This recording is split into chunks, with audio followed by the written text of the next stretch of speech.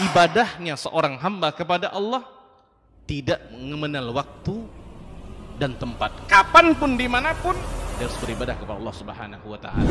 Harga diri seorang mukmin itu di sisi Allah lebih besar daripada kehormatan Ka'bah sendiri. Nah, nikmat seorang mukmin lebih besar daripada itu. Man amila li akhiratihi kafahu Allahu amra dunia. Barang siapa yang beramal untuk akhiratnya, Allah akan cukupkan baginya urusan dunianya. Berjuang dengan harta untuk membela agama Allah Subhanahu wa Ta'ala, hendaklah menjadi penopang terhadap dakwah ini, bukan sebaliknya yang menghalangi dakwah ini, tapi jadilah keluarga muslim yang menopang dakwah Islam. Kenikmatan dunia ini lebih remeh dari sekedar sayap seekor nyamuk. Tidak patut bagi seorang yang beriman bersedih ketika tidak mendapatkan kenikmatan dunia. Nabi SAW katakan, la tahkiranna 'anil ma'rufi syai'a walau an talqa akhaka biwajhin taliq. Jangan kamu pandang remeh suatu kebaikan walaupun sedikit. Apa sedikitnya? An talqa akhaka biwajhin taliq, muka senyum kepada saudaramu.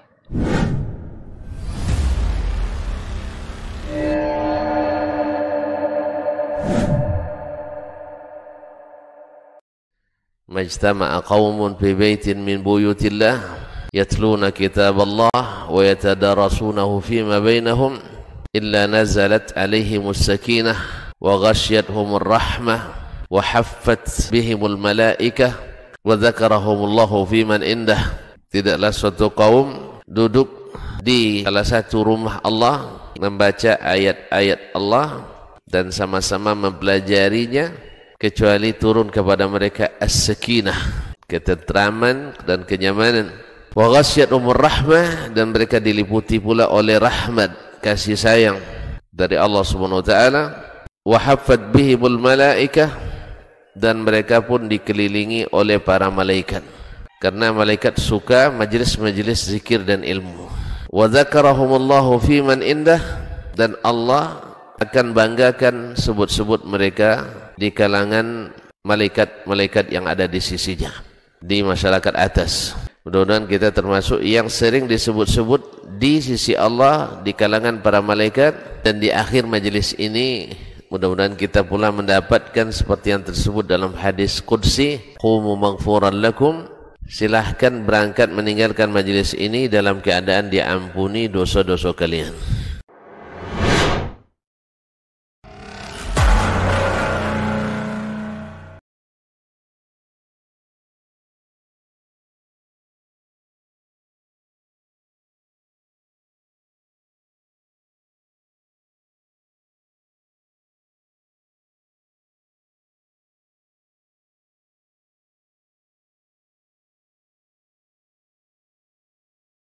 Assalamualaikum warahmatullahi wabarakatuh.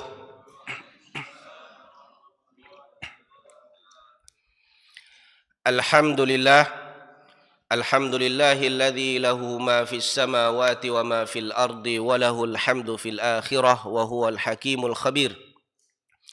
Ashhadu an la ilaha illallah wahdahu la syarika lah wa ashhadu anna Muhammadan abduhu wa rasuluhu la nabiyya ba'dah. Allahumma salli wa sallim wa barik alaihi wa ala alihi wa ashabihi ajma'in wa ba'd. Yang saya hormati para alim ulama, para ustaz dan ustazah, dan tuan imam kita, pak imam kita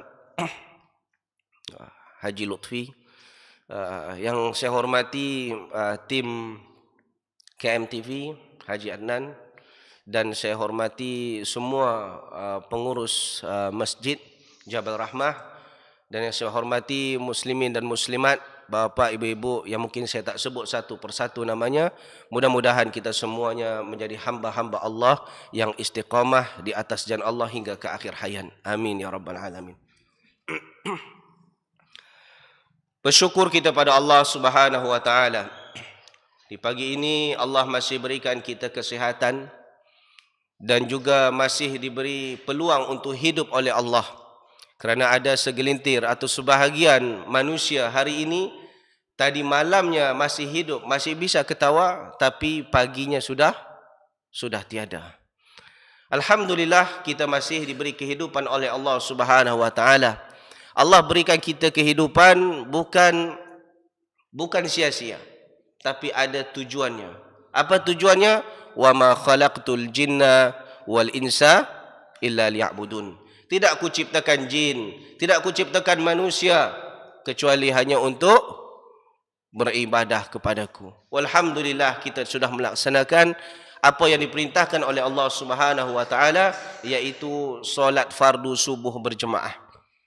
Mudah-mudahan solat subuh kita ini diterima oleh Allah Subhanahu wa taala. Amin ya rabbal alamin.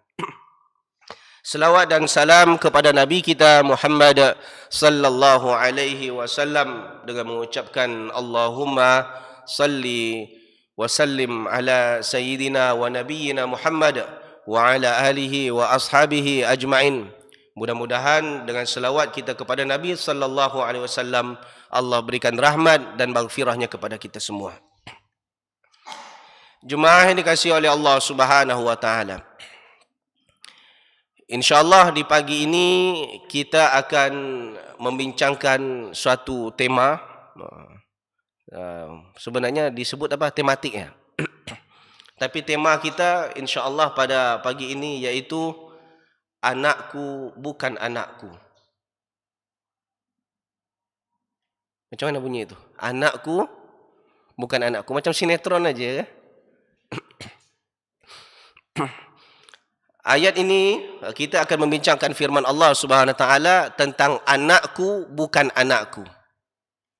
Biasanya kita selalu dengar anakku bukan anakku adalah dalam sinetron. Ternyata sinetron ini terinspirasi daripada ayat Allah ternyata. Anakku bukan anakku. Allah Subhanahu wa taala berfirman, cuba kita lihat di dalam surah Al-Ahzab. Kalau kita mau lihat dalam surah Al-Ahzab ayat yang ke-37. Surah Al-Ahzab ayat yang ke-37, halaman 423. Halaman 423. Allah Subhanahu wa taala berfirman, "Wa idz taqulu lilladzi an'ama Allahu 'alaihi wa an'amta 'alaihi amsik 'alaika zawjaka wattaqillah wa tukhfi fi nafsika ma Allahu mubdihi wa takhshan nasa wallahu ahaqqu an takhshah falamma qada zaidun minha wataran zawwajnakaha likay la yakuna 'alal mu'minina harajun fi azwaji ad'iyaihim idza qadaw minhunna watara wa kana amrullahi maf'ula." Jemaah dikasihi oleh Allah. Allah Subhanahu wa taala berfirman, "Wa idz taqulu lilladzi an'ama Allahu 'alaihi." Dan ketika engkau hai Muhammad berkata kepada orang yang Allah beri nikmat kepadanya dan engkau pun beri nikmat kepadanya. Maksudnya apa? Allah beri nikmat kepadanya dan engkau pun bagi nikmat kepadanya. Amsik 'alaika zawjaka wattaqillah. Pertahankan istrimu. Jaga istrimu, takutlah pada Allah. Wa tukhfi fi nafsik. Sementara engkau menyembunyikan sesuatu dalam dirimu. Wallahu mubdih, dan itu akan dinyatakan oleh Allah. Kenapa engkau sembunyikan? Wa takhshan nas. Sebab engkau takut kepada manusia. Wallahu ahaqqu an takhshah. Sementara Allah yang lebih berhak engkau takuti. Falamma qada zaidun minha wataran zawwajnakaha. Maka tatkala Zaid telah menceraikan istrinya dan habis masa iddahnya, istrinya telah habis masa iddahnya, maka zawwajnakaha, kami nikahkan engkau hai Muhammad dengan bekas istri anak angkatmu. Likai la yakuna 'alal mu'minina harajun fi azwaji ad'iyaihim idza qadaw minhunna watara. Agar tidak ada rasa keberatan bagi kaum muslimin, kaum mukminin di masa yang akan datang menikahi bekas istri anak angkatnya.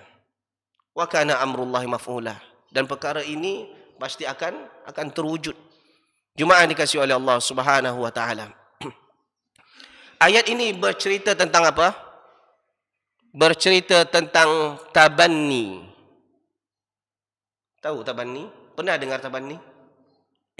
Mungkin yang biasa dengar alhamdulillah, yang jarang dengar mungkin ini first time, kali pertama.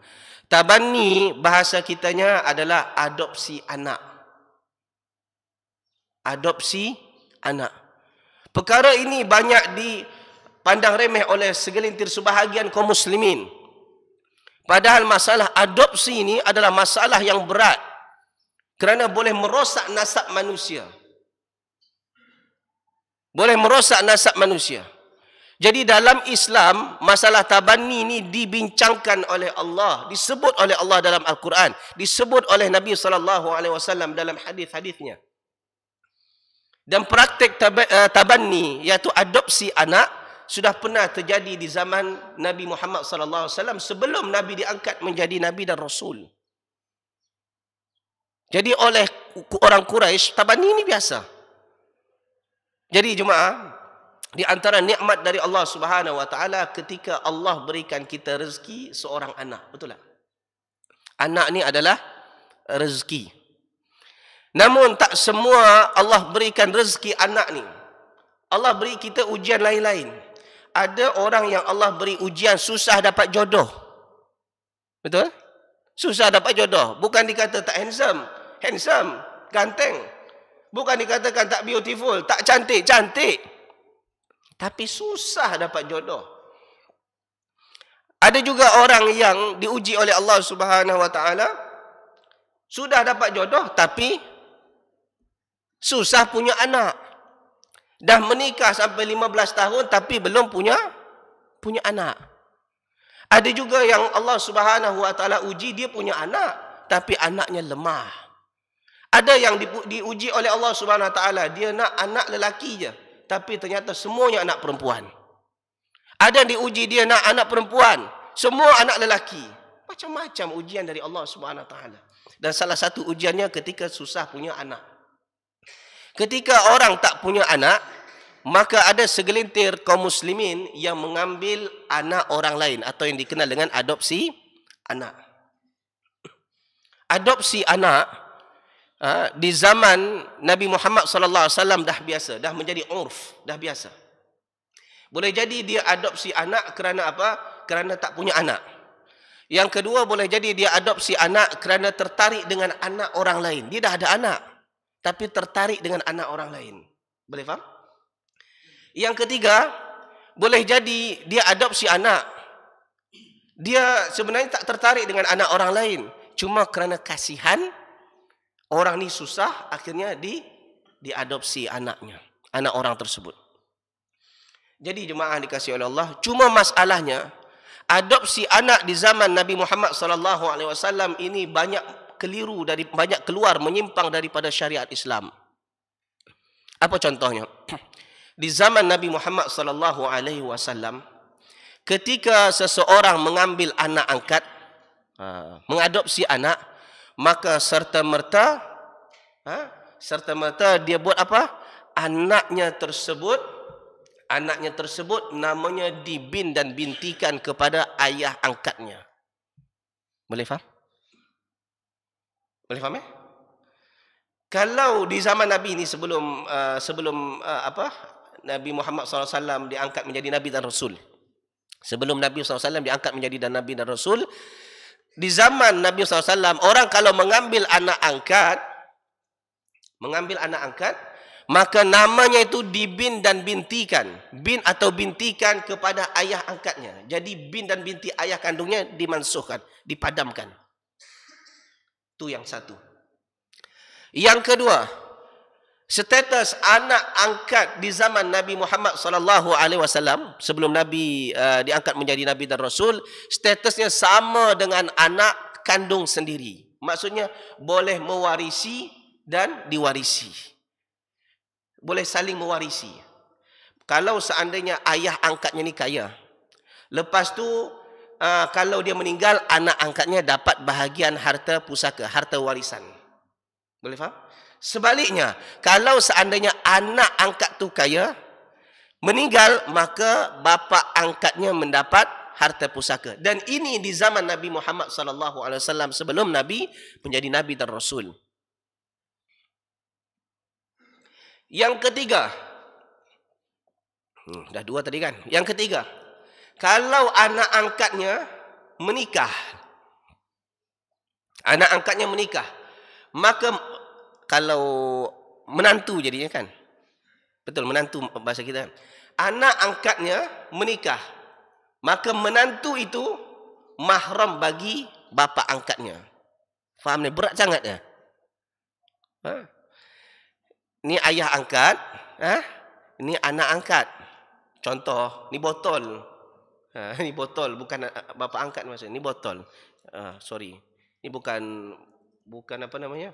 Bukan promosi. Ni bapa angkat, anak angkat. Okey? Kalau anak angkat ni menikah, ini hubungan dengan istrinya apa? Menantu kan, menantu angkat kan. Di zaman Nabi Muhammad SAW, menantu angkat tu sama dengan menantu kandung. Tak boleh dinikahi. Kalau dinikahi, aib, berdosa di zaman itu. Tapi semua itu ketika datang syariat Nabi Muhammad SAW dibantah habis. Dibantah dalam ayat-ayat Al-Quran dan semuanya kebanyakan dalam surah Al-Ahzab. Okey. Ketika apa bantahannya? Bantahannya ketika seseorang mengambil anak angkat. Lepas tu dibin atau bintikan kepada ayah angkatnya. Di zaman dulu boleh, tapi akhirnya di zaman Nabi Muhammad dilarang. Dan ini sebenarnya pernah juga dilakukan oleh Nabi SAW. Nabi punya anak angkat. Namanya siapa? Zaid bin Harithah.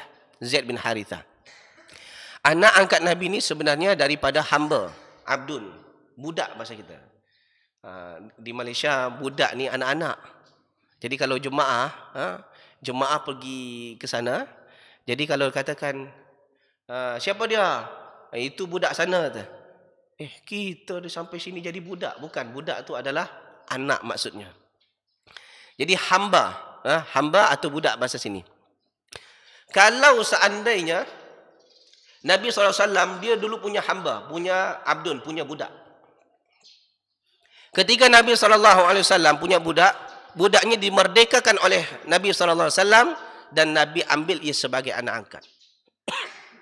Sebenarnya Zaid bin Harithah bukanlah budak asalnya, bukanlah hamba, asalnya bukan hamba. Dia adalah orang yang merdeka.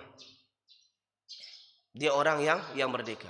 Ada beberapa riwayat yang menyebutkan, yang pertama kampung dia diserang oleh satu kaum dan akhirnya dirampas mereka ni semua, termasuk ibunya sekali, dan dijadikan hamba.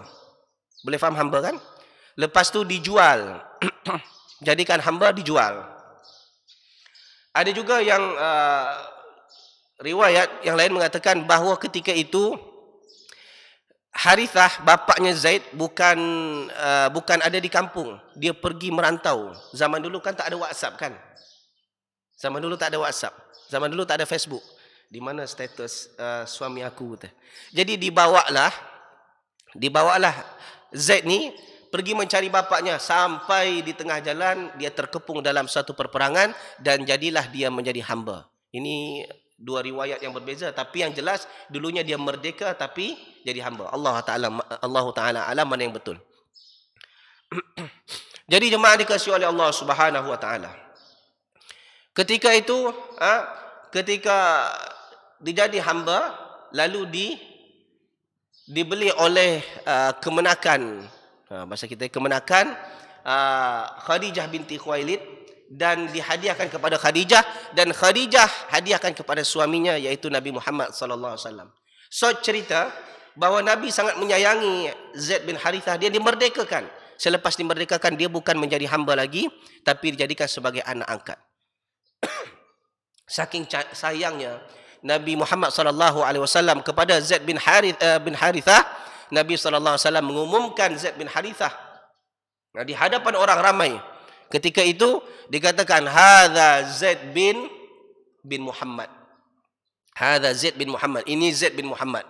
Dan orang sudah memanggil Zaid bin Muhammad, bukan lagi memanggil Zaid bin Harithah. Dan itu terjadi beberapa tahun. Sampai turun firman Allah dalam surah Al-Ahzab. Cuba lihat dalam surah Al-Ahzab 1 halaman pertama. Maka Allah katakan, ud'uuhum li'abaihim huwa aqsatu indallah. Panggil mereka, iaitu panggil anak-anak angkatmu dengan nama ayah kandungnya sendiri. Bin dan bintikan dengan nama ayah kandungnya sendiri. Jangan ditukar.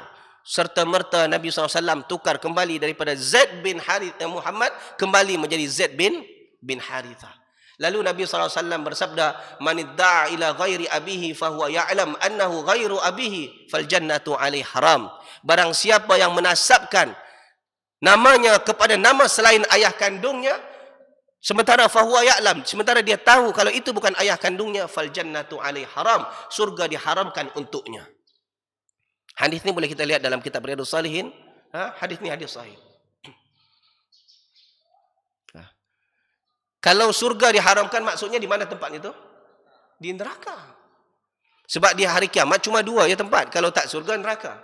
Jadi kalau diharamkan surga, maksudnya tempatnya di neraka. Apabila menasabkan selain ayah kandungnya. Apa contoh? Contoh, ni maaf kalau ada nama yang sama. Contoh namanya Putri. Putri bin Mas'ud. Maaf ya. Binti Mas'ud. Putri binti Mas'ud. Boleh faham? Lepas tu putri ini diangkat oleh si Ahmad. Ditukar menjadi Putri binti Ahmad. Boleh? Tak boleh. Haram hukumnya. Jika putri tak tahu, dia tak berdosa. Tapi Ahmad yang sengaja menukar, berdosa, haram masuk surga kalau tak bertaubat sebelum mati. Bahaya ni jemaah.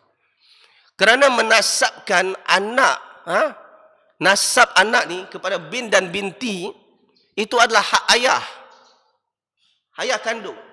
Walaupun Nabi SAW pernah ditanya oleh salah seorang sahabat, ya Rasulullah, siapakah orang yang aku kena berbuat baik, berbakti kepadanya? Nabi jawab apa? Ummuk, ibumu. Lepas tu, thumma man ya Rasulullah? Ummuk, ibumu. Sampai 3 kali ummuk juga, lalu Nabi katakan apa? Abuk, bapakmu. Kalau kita lihat dalam hadis ni, seakan-akan seorang bapak diketepikan, seorang ibu diutamakan, betul tak? Tapi pada masa yang lain, ternyata ada hak-hak ayah yang tak boleh diwakil, tak boleh diambil oleh seorang ibu. Salah satunya apa? Bin dan bintikan. Bin dan bintikan tak boleh dibin dan bintikan kepada ibunya, kecuali anak tu tak punya ayah. Seperti Nabi Isa alaihissalam, Isa bin Maryam, kerana tak punya ayah. Tapi kalau punya ayah, tak boleh dibin atau bintikan kepada selain ayah kandungnya. Walaupun ayahnya kafir.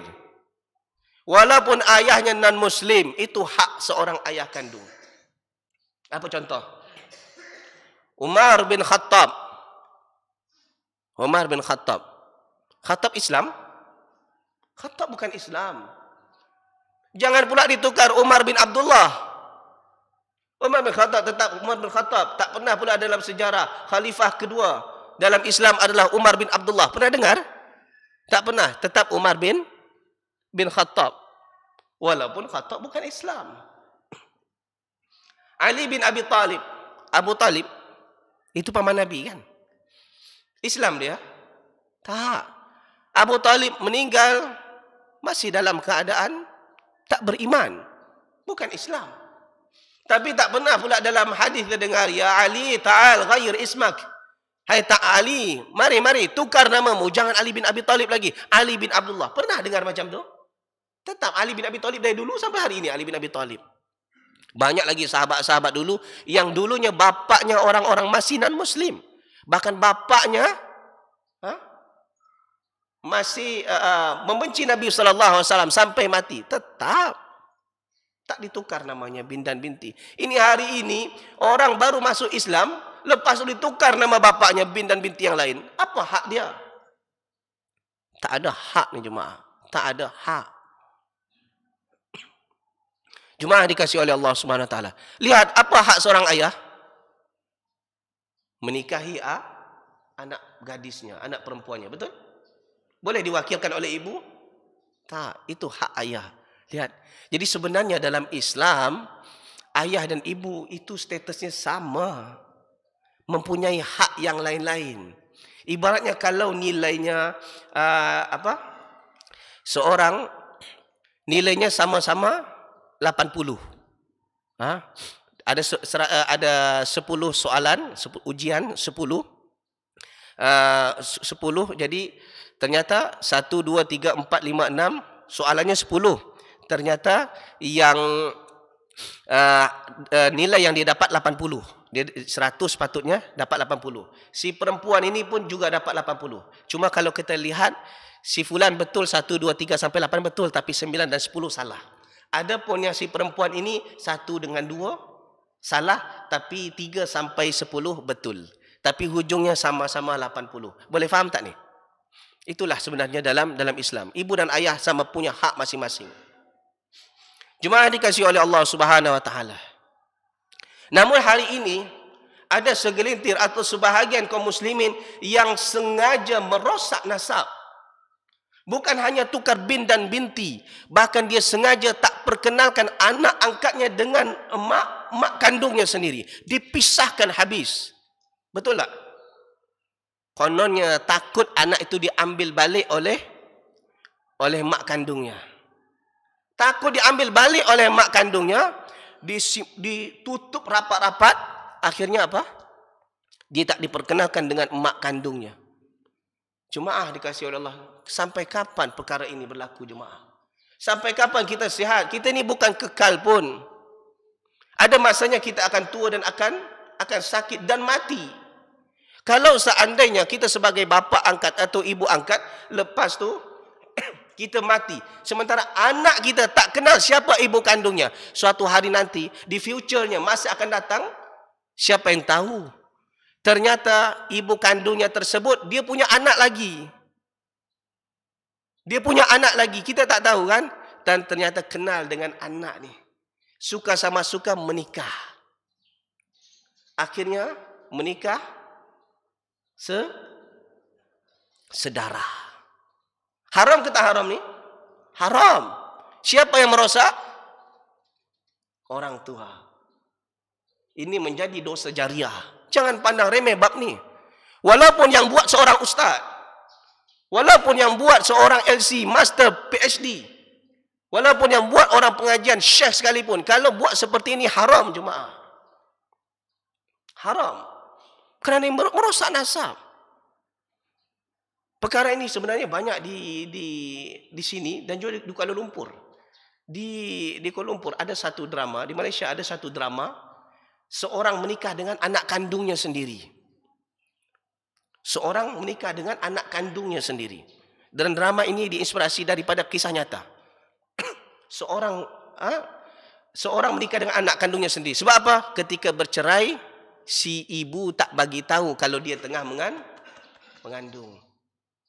Benci sangat dengan suaminya. Aku takkan bagi tahu anakku bapaknya masih hidup. Ketika anaknya tanya mana bapak dah lama mati. Anak mana tahu?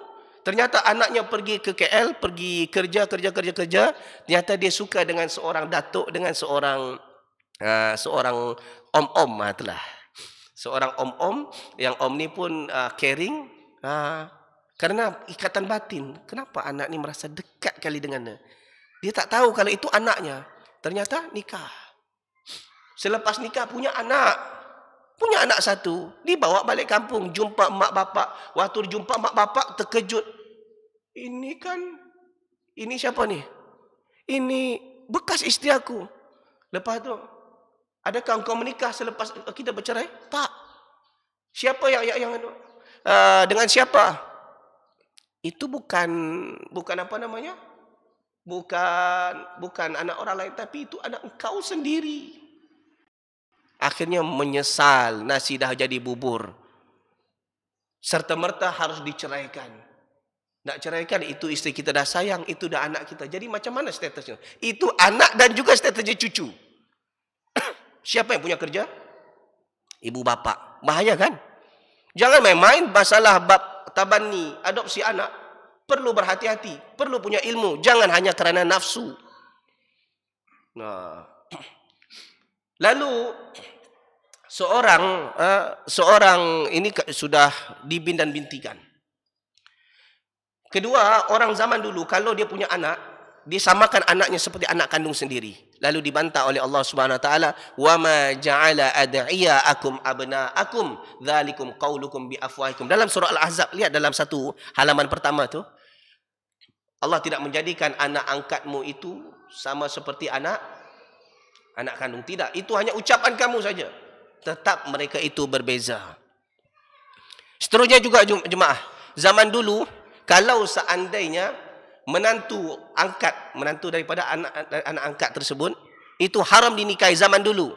Tapi di zaman Nabi Muhammad SAW, itu dihalalkan. Untuk membezakan antara menantu kandung dengan menantu angkat. Boleh faham? Dan ini disebutkan oleh Allah dalam surah An-Nisa ayat 24. Di akhir juzuk keempat, Allah katakan hurrimat alaikum ummahatukum wa banatukum wa akhawatukum. Ayat tu di antaranya lihatlah, wa halailu abnaikumul ladzina min aslabikum. Cuba lihat ayat tu. Kalau yang bagi hafal alhamdulillah, kalau yang tak hafal usaha, kalau tak mau menghafal innalillah. Jadi jemaah, ada ayat yang ke-24 surah An-Nisa. Di situ ayatnya panjang. Hurimat alaikum ummahatukum wa banatukum, diharamkan kepadamu, maknanya haram menikahi. Siapa mahram kamu? Ibumu, anak kandungmu, terus. Nanti salah satunya situ tertulis wa halailu abnaikumul ladzina min aslabikum. Perhatikanlah. Halail iaitu menantu. Abnaikum, menantu anak kamu. Tapi di situ bukan menantu anak sembarangan. Di situ dituliskan alladzina min aslabikum, anak daripada sulbi kamu, iaitu anak kandung. Selain anak kandung bukan mahram. Selain anak kandung kamu, termasuk juga anak angkat. Anak angkat bukan mahram, begitu juga dengan anak angkat bukan mahram, begitu juga dengan menantu angkat maksudnya. Bukan mahram. Jadi kalau mau mengambil anak angkat jemaah dikasih oleh Allah Subhanahu wa taala, maka ada tips. Pertama, ambil kemenakan. Ambil kemenakan. Anak saudara, kata orang Malaysia, anak saudara. Anak angkat. Anak saudara ni maksudnya kemenakan bahasa kita. Macam mana? Kalau seandainya diambil dari pihak isteri, cari yang lelaki. Sebab apa? Kalau lelaki dengan isteri kita itu mahram. Kalau bahasa kita bibi. Bibi mahram. Kalau dengan kita sebagai suami, yes okey, lelaki dengan lelaki, takkan jeruk makan jeruk pula. Kan? Okey, cuma ada problem kedua. Problem kedua, kalau qadarullah selepas punya anak angkat, ternyata Allah rezekikan anak kandung. Anak kandung kita bukan mahram dengan anak angkat ujungnya. Boleh faham tak ni? Itu jadi masalah dia. Kalau dari pihak suami, ambil yang perempuan. Sebab kalau perempuan dengan kita sebagai pamannya mahram. Itu kalau dari pihak suami. Tapi dengan isteri kita, perempuan dengan perempuan. Selamat. Kalau mau mengadopsi anak. Ataupun kalau mengadopsi anak, pastikan boleh, isteri kita boleh menyusui. Itu baru selamat. Tapi biasanya susu itu akan keluar apabila seorang ibu mengandung dan melahirkan anak, maka air susu itu akan keluar rezeki untuk anak. Kalau tak, apa terjadi jemaah? Sekarang ni canggih ternyata. Ada ubat doktor kata ada satu injection, satu suntikan, dia boleh merangsang air susu. Tapi ini boleh dibuat untuk perempuan. Jangan dibuat oleh lelaki. Jangan dibawa oleh lelaki. Jadi jemaah, kata doktor, tapi itu pun lihat dulu status kesihatan seorang ibu. Bukan semuanya cocok. Jadi masalah ini sangat komplikasi. Kalau masalah mengadopsi anak, komplikasi kali. Kalau tak, jemaah, kalau tak, terpaksalah mengadopsi anak secara sosial. Maksudnya apa? Ada anak-anak yang berbakat, tapi dia dalam keadaan kurang mampu atau dhaif, kita ambil menurut sosial, maknanya semua kesejahteraannya, pendidikannya kita selamatkan, kita jaga, tapi dia tetap dengan emak dan bapa kandungnya. Itu boleh. Jadi jemaah dikasihi oleh Allah, masalah bab anak angkat adalah masalah yang perlu diambil tahu oleh kaum muslimin. Dan ayat ini sebenarnya berkaitan, sambungan dari tadi. Wa idz taqulu lilladzi an'amallahu 'alaihi wa an'amta 'alaihi. Dan ketika kamu berkata, hai Muhammad, kepada orang yang Allah beri nikmat kepadanya, dan engkau pun beri nikmat kepadanya. Maksudnya apa? Allah beri nikmat kepadanya, kepada Zaid bin Harithah, Allah beri nikmat Islam. Dan engkau bagi nikmat kepadanya, iaitu kebebasan. Selepas bebas, diangkat menjadi anak angkat. Kan nikmat tu. Kamu katakan apa? Amsik alaika zaujak. Tahan istrimu, jaga istrimu. Sebab ketika itu terjadi pergaduhan antara suami dan isteri. Antara siapa nak? Zaid dengan istrinya.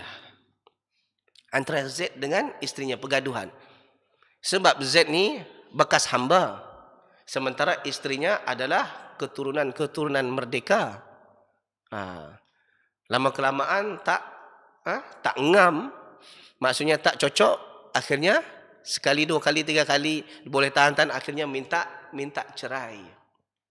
Masa minta cerai dikadukan kepada Nabi sallallahu alaihi wasallam. Nabi katakan, amsik alaika zaujak. Tahan istrimu. Lihat, inilah beginilah cara sebagai bapa atau ibu mertua.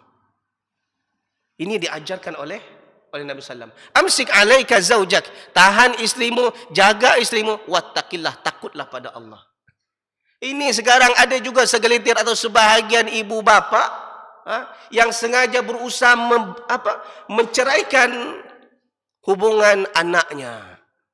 Anaknya dah menikah, anaknya dah punya anak, dah punya cucu lah, tak ada masalah apapun. Cuma kerana sakit hati yang terpendam bertahun-tahun, dia berusaha memisahkan anaknya dengan menantunya.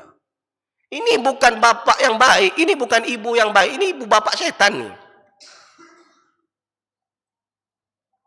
Kecuali suaminya ada suami yang jahat, kecuali anaknya, menantunya menantu yang jahat, menantu yang tak solat, mendedahkan aurat, bermaksiat.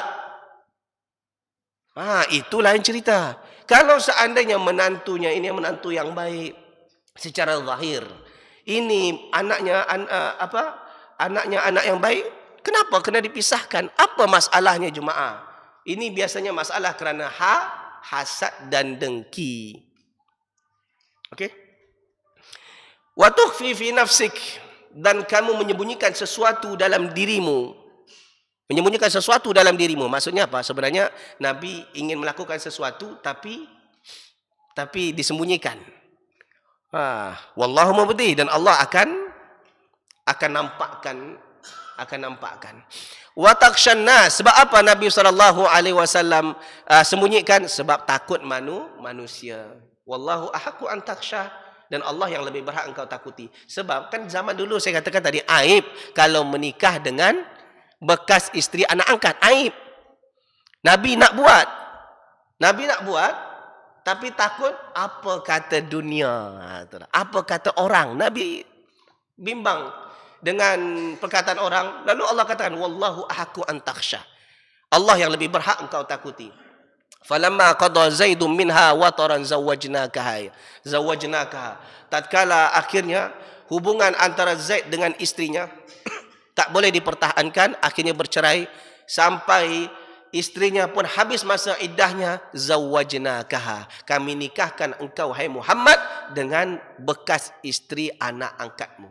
Supaya apa? Likai la yakuna 'alal mu'minina harajun fi azwaji ad'iyaihim idza qadaw minhunna watara. Supaya di masa yang akan datang tidak ada keberatan bagi orang mukmin untuk menikahi bekas isteri anak angkatnya. Ini bantahan tadi kan, sebab zaman dulu anak menantu angkat sama dengan menantu kandung. Ayat ni membantah. Jemaah dikasihi oleh Allah Subhanahu wa taala.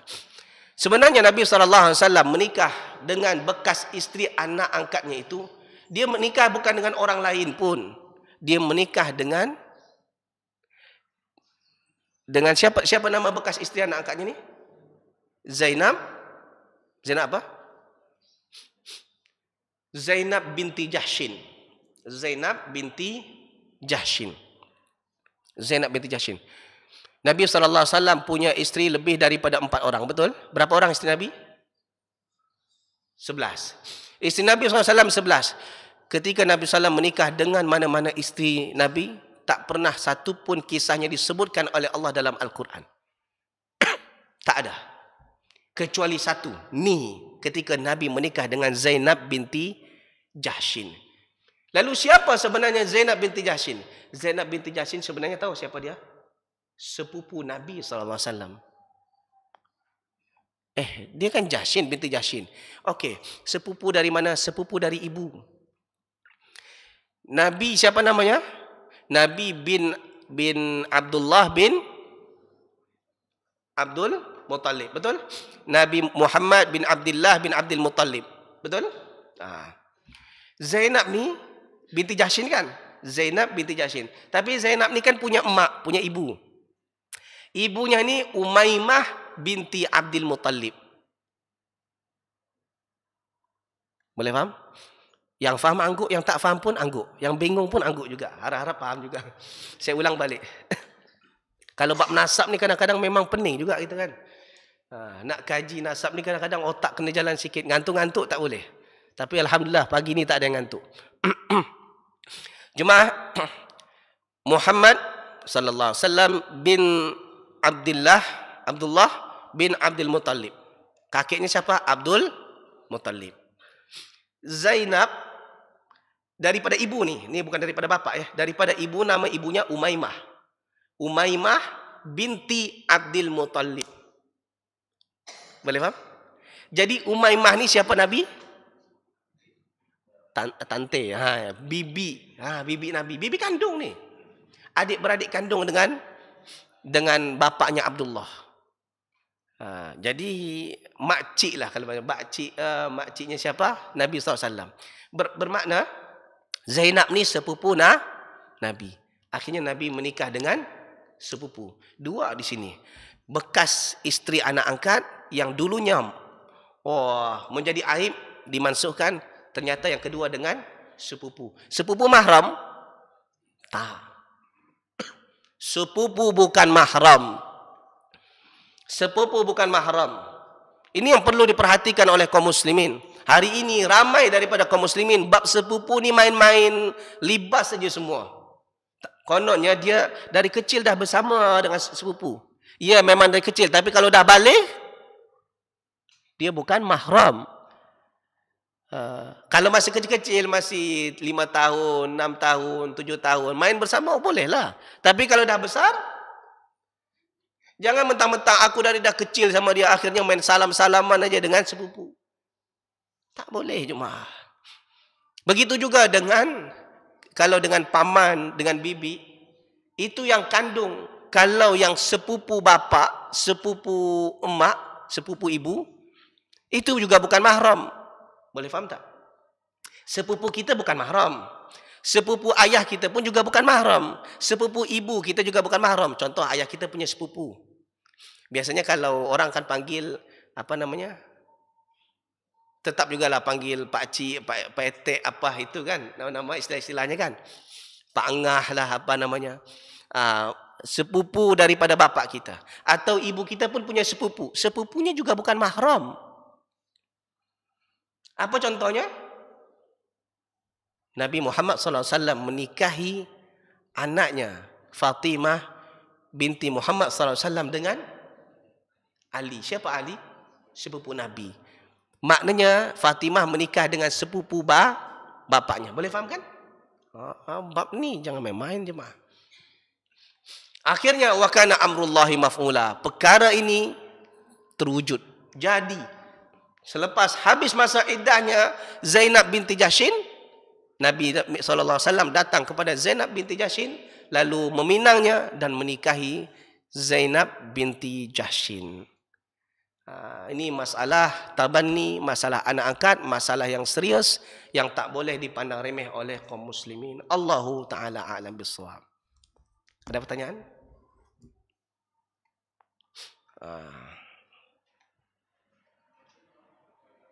Waalaikumsalam warahmatullahi.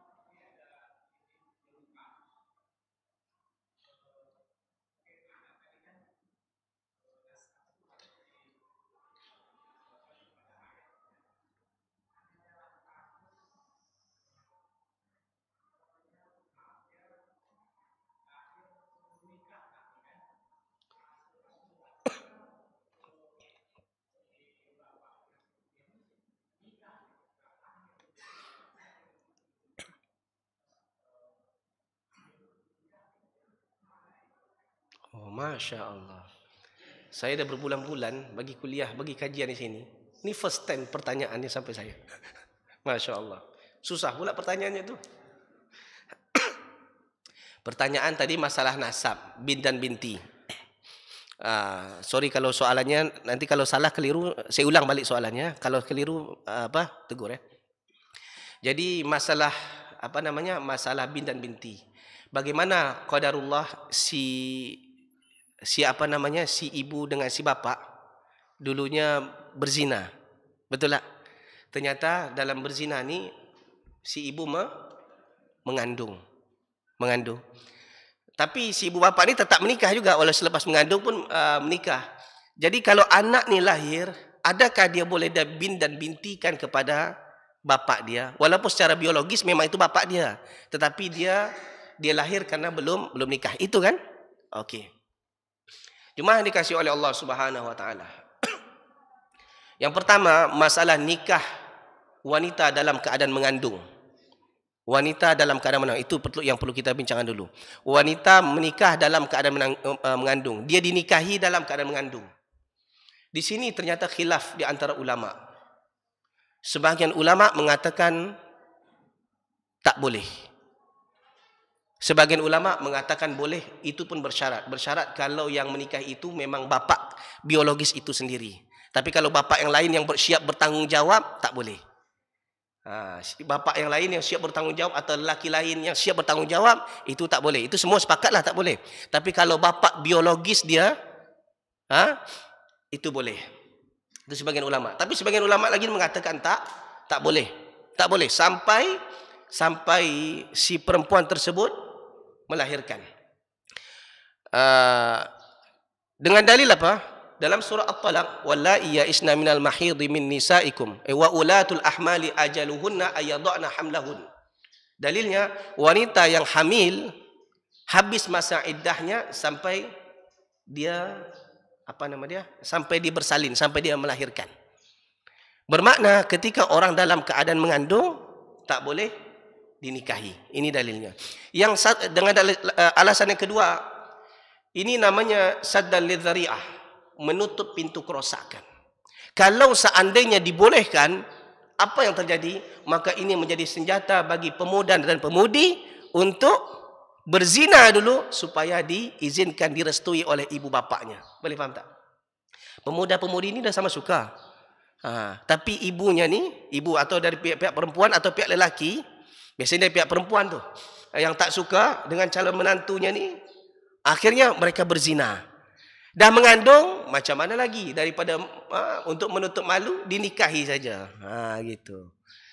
Jadi kalau seandainya dibolehkan, maka membuka peluang pemuda dan pemudi untuk banyak berzina ketika tidak direstui oleh calon bapa atau mak mertua dia. Boleh faham?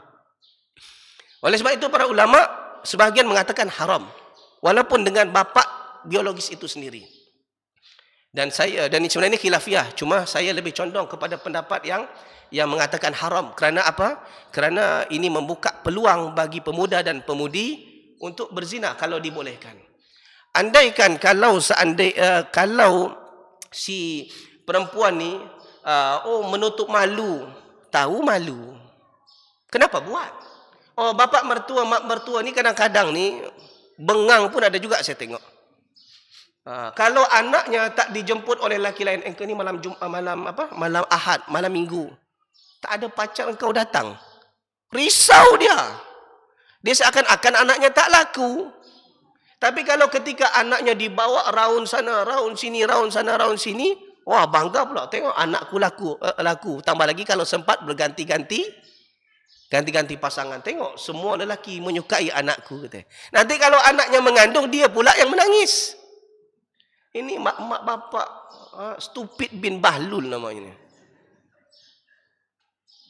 Siap tanggung resiko lah. Apa yang kita buat siap tanggung resiko. Tak boleh.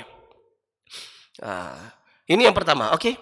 Andaikan tadi. Jadi kalau ikut pendapat yang pertama, nikahnya sudah tak sah. Okey.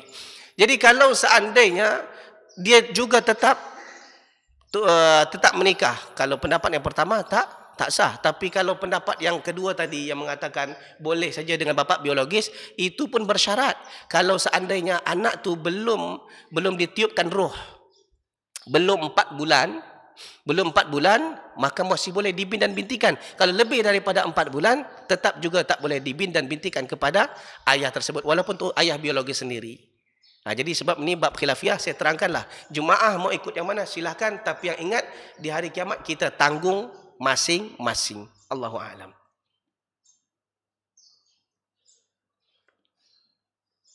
Habis. Kalau kata yang tak boleh, memang diserahkan kepada dibin dan bintikan kepada emak dia. Jadi ada yang mengatakan emak dia, ada yang mengatakan disebut dengan nama Abdullah. Jadi ada dua pandangan ulama yang mengatakan bapaknya disebut dengan hamba Allah, Abdullah saja. Tak ditetapkan, tak ditakyinkan siapa namanya sebenarnya, bapak dia.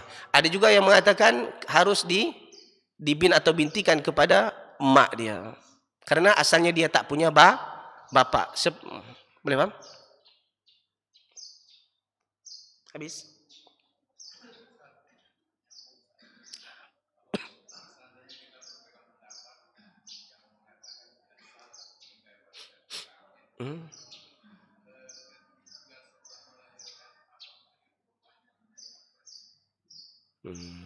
Apakah nikah balik kita? Apakah nikah balik? Okey, Masya Allah. Kalau kita ambil pendapat yang pertama tadi mengatakan haram menikahi wanita yang tengah hamil, adakah selepas ibu tu bersalin melahirkan, adakah si bapa dan ibu ni menikah balik? Ya, tapi masalahnya sebelum menikah balik tu apa ceritanya ni? Selama berapa bulan dia hidup bersama dalam satu bumbung? Sudah berapa lama, sudah berapa banyak dia berzina? Itu jadi masalah dia. Sudah banyak berbuat zina, lepas tu menikah lagi. Ini dosa ni. Jadi dosanya memang komplikasi sangat. Kanan salah, kiri salah. Jadi oleh sebab itu jemaah, banyak-banyaklah mohon pada Allah, semoga Allah lindungi anak-anak kita semua. Amin ya rabbal alamin.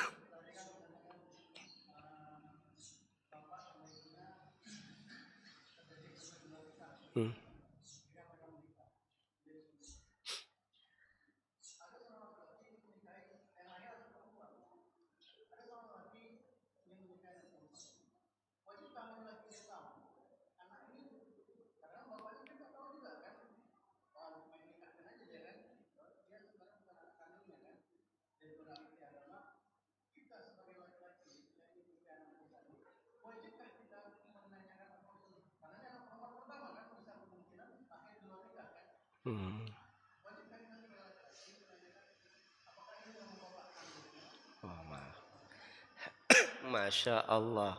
Ini minat tambah lagi nampak. Pertanyaannya, jika seorang lelaki ingin menikahi seorang perempuan dan perempuan ini anak pertama, adakah wajib bagi si lelaki itu menanya, adakah ini betul anak yang sah atau anak tak sah taraf? Kata menurut orang Malaysia namanya anak tak sah taraf, anak di luar zina. Sebab biasanya anak perempuan yang pertama ini rentan, bisa jadi ini anak yang sah atau anak di luar nikah, kan itu. Adakah perlu bertanya? Jawabannya tak perlu bertanya. Seperti jemaah kalau pergi ke kedai apa namanya, ke satu kedai yang di situ dah tertulis cop dari MUI halal, tawakal ala Allah.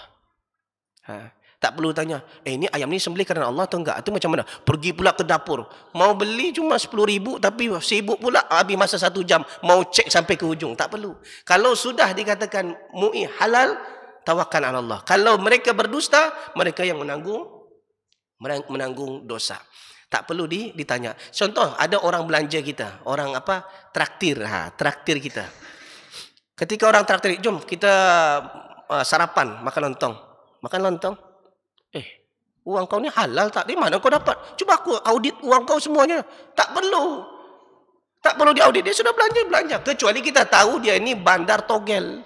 Kecuali kita tahu dia ini bandar narkoba.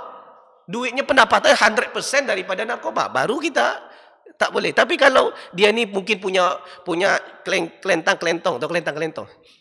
Mungkin waktu dia kerja ada uang haram masuk dalam uang dia. Dia traktir kita. Kita tak perlu siasat kali. Ini uang kau dari mana dapat ni? Tunggu sini. Statement bank kau aku tengok. Dari mana kau dapat duit? Tak perlu. Kalau macam tu tak payah makanlah cuma. Begitu juga kalau kita seandainya ingin menikahi seorang wanita dan wanita tu anak pertama, tawakal ala Allah. Kalau kita lihat ahli keluarganya baik-baik, mudah-mudahan insya-Allah. Lagipun seorang anak tidak menanggung dosa bapaknya, tidak menanggung dosa ibunya, tidak akan menanggung dosa. Wala taziru waziratu wizra ukhra. Seorang tidak menanggung dosa orang lain. Seorang menanggung dosa masing-masing. Seorang anak tidak menanggung dosa bapaknya, begitu juga sebaliknya. Sehingga dalam surah Luqman 2 ayat terakhir Allah katakan apa? Ya ayyuha waqshaw yawman la yajzi walidun aw waladihi wala mauludun huwa jazin aw walidi syai'a. Hai manusia, takutlah pada Allah dan takutlah akan suatu hari di mana seorang ayah tidak boleh menolong anaknya, begitu juga sebaliknya anak tak boleh menolong ayahnya sedikit pun. Nafsi. Jadi kalau seandainya anak hasil zina, itu bukan kesalahan anak, tapi kesalahan ibu bapa. Itu dosanya di hadapan Allah SWT. Kalaupun seandainya itu toh memang anak zina dan dia dah bertaubat kepada Allah, tak ada masalah. Bukankah dulu pernah ada salah seorang datang kepada Nabi SAW, ya Rasulullah, aku sudah berzina. Nabi berpaling. Mungkin kau hanya melihat-lihatnya. Enggak ya Rasulullah, aku sudah pegang-pegang. Mungkin kau pegang mukanya saja. Nabi mulai berpaling, tak mau tengok mukanya. Maksudnya apa? Pergilah kau. Sebab kalau kau dah adukan kita aku dan dah ditetapkan hukum, ditegakkan hukum had, maka engkau kena direjam, tak ada cerita lagi. Tak ada minta diskaun. Tapi selagi perbuatan engkau dirahasiakan, taubat pada Allah, mudah-mudahan Allah ampunkan dosa engkau. Itulah maksudnya. Boleh faham? Allahu a'lam. Cukuplah ya. Ada lagi?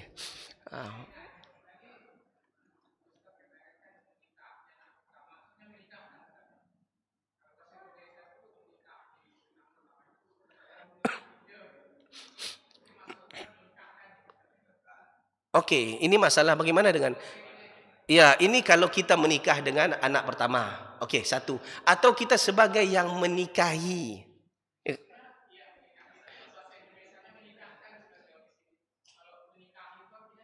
Yang menikahkan lah. Wali maksudnya kan? Wali. Ya, menikahi itu maksudnya menikahkan. Ya. Boleh sama. Jadi boleh saja kita menikahkan anak yang pertama ni, mana tahu anak ni hasil zina. Macam mana seorang lelaki, dia tak, ketika menikahi perempuan, dia tahu, pasti akan tahu perempuan wanita yang dinikah ini mengandung atau tak mengandung, pasti akan tahu. Pasti akan tahu. Biasanya perempuan kalau tak mengandung, dia akan datang bulan. Kalau tak datang bulan, datang matahari. Ya kan? Tapi kalau seandainya dia tak mengandung lagi, dia tak datang bulan, bermakna dia hamil. Hamil kan bisa dikira jemaah. Biasanya orang 9 bulan, 10 bulan. Ini baru nikah seminggu, ternyata hamilnya sudah 4 bulan. Kan impossible, kan? Sudah bisa diketahui, insyaAllah. Allah alam. Bertukar bahasa ni kadang-kadang susah juga sikit. Saya pun lidah saya pun dah tersepit-sepit lidah saya. Okey, itu sajalah jemaah. Nanti kalau teruskan boleh sampai pukul 10 nanti. Ini bukan daurah ni, ini kajian subuh je. Okey, itu sajalah. Kalau ada betulnya datang dari Allah, silap salah berpunca daripada kebodohan dan kejalanan saya sendiri. Mudah banyak kali saya kajian ni, first time ada pertanyaan. Subhanakallah bihamdika asyhadu an la ilaha illa anta astaghfiruka wa atubu ilaik. Assalamualaikum warahmatullahi wabarakatuh.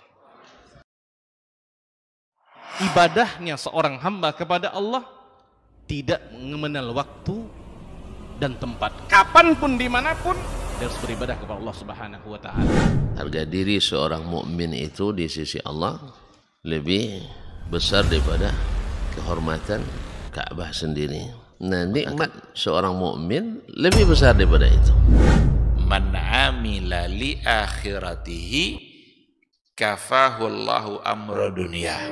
Barang siapa yang beramal untuk akhiratnya, Allah akan cukupkan baginya urusan dunianya. Berjuang dengan harta untuk membela agama Allah Subhanahu wa Ta'ala, hendaklah menjadi penopang terhadap dakwah ini.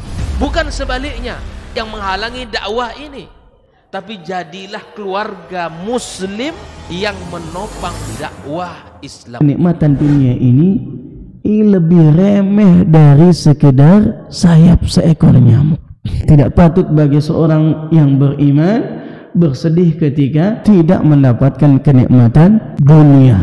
Nabi SAW katakan, la tahkiranna 'anil ma'rufi syai'a walau an talqa akhaka biwajhin taliq. Jangan kamu pandang remeh suatu kebaikan walaupun sedikit. Apa sedikitnya? An talqa akhaka biwajhin taliq, muka senyum kepada saudaramu.